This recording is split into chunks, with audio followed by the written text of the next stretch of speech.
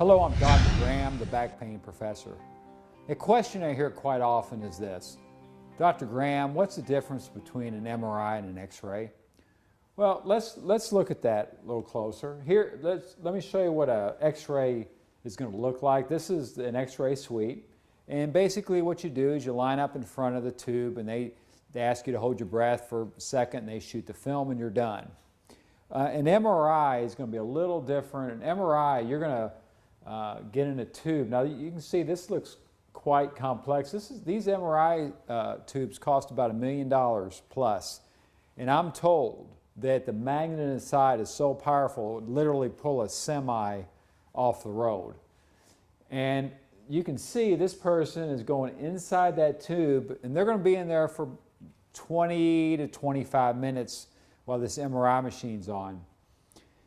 Most people from my office that are going to go in are going to have, we're going to confirm whether they have like a herniated disc or something like that. That's when they're going to get in there. Now, some people go, Dr. Graham, I can't get in a tube like that. So what I'm going to do is make arrangements for this person to go to what we call an open MRI. You can see the difference here. Here's this, that way you can have someone next to you if you need to. Most people that like this are claustrophobic and they don't want to get in a tube like that. I've actually been in one. I went down to the center down the street when they opened up, and they let me get in there, and I'll tell you what, it is tight. So I can understand people not wanting to get in there for 20 or 30 minutes. This is a lot more comfortable. The downside of the open is it's not quite as good an image, but it's pretty close. Now, let's talk about an X-ray, and I'll tell you some of the things that I'm looking for on an X-ray, because this is an $80 film, so you're not going to get everything. But what I want to look for is the shape of the bone, and I want to look for the size of the disc. Now, this particular X-ray I put up here, the bone looks good. It's nice and square. There's no bone spurs coming off there or anything. The disc is nice and thick.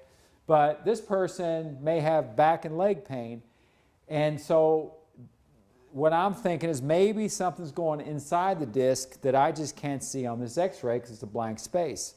So in some cases, I'll send them out for an MRI, and now I can see better. See, I can see in here. You can see this disc inside is white, which means there's a lot of, there's good water content. There's a lot of hydration to that disc. This disc has been maintained well. And all these look like this. So this would be a pretty clean MRI. You can see there's good delineation between the spinal bones and the nerve tissue in the back. That's a good clean one. Now let's look at one that isn't as clean.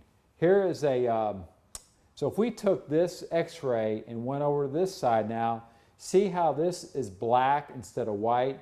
This disc is drying out, the tissue inside, the disc is rotting out basically, and what happens is when it dries and rots out, the jelly in the middle starts to come out the back. So this one's okay. There's no bulging there. There's a slight bulge there. There's not much there. Look at this one. That bulge is sticking out there pretty hard, and that one is too. You can see that these two have bulges. I can't see this on a regular film, but I can see it on an MRI.